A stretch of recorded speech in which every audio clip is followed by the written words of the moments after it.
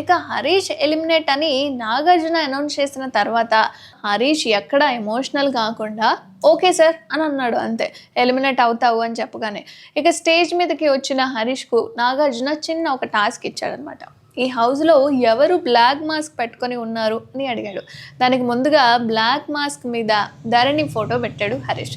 భరణి అందరితో మంచిగా ఉన్నట్లు నటిస్తున్నాడు. ఆయన ట్రూ సైడ్ నేను చూశాను సార్, అందుకే నేను ఆయనతోనే చాలా దూరం మెయింటైన్ చేస్తూ ఉన్నాను అని చెప్పుకొచ్చాడు. ఇక ఆ తర్వాత ఇమాన్యుయల్ ఫోటోని బ్లాక్ మాస్క్ మీద పెట్టాడు హరీష్. అందరితో ఫ్రెండ్లీగా ఉందాం అన్నట్లు ఉంటారు, ఆయన నిజస్వరూపం ఇంకా బయటికి చూపించలేదని నాకు అనిపిస్తుంది అని చెప్పి ఇమాన్యుయల్ ఫోటో పెట్టాడు హరీష్. ఇక ఆ తర్వాత డీమాన్ పవన్కి కూడా బ్లాక్ మాస్క్ ఇచ్చాడు హరీష్. ఎందుకంటే డీమాన్ నెమ్మదిగా మాట్లాడే వ్యక్తి సార్, కానీ అతనిలో సత్తా చాలా ఉంది, ఇప్పటి వరకు అది బయటికి చూపించలేదు అని చెప్పి పవన్ ఫోటో కూడా పెట్టేశాడు.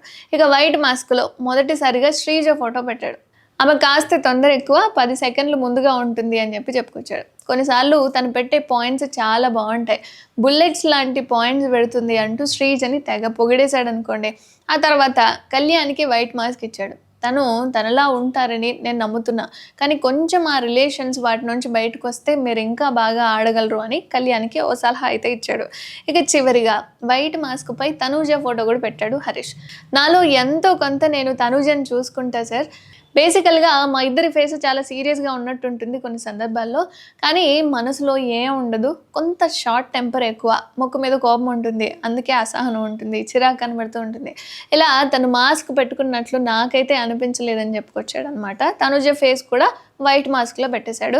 ఇక ఈ రోజు నుంచి మళ్ళీ ఎలిమినేషన్ ప్రాసెస్ అనేది ఉండాలి, సో నామినేషన్ అనేది జరగాలి కాబట్టి, సో ఈ వీక్ ఎవరు వెళ్ళబోతున్నారు ఏంటి అనేది అయితే కామెంట్ చేయండి.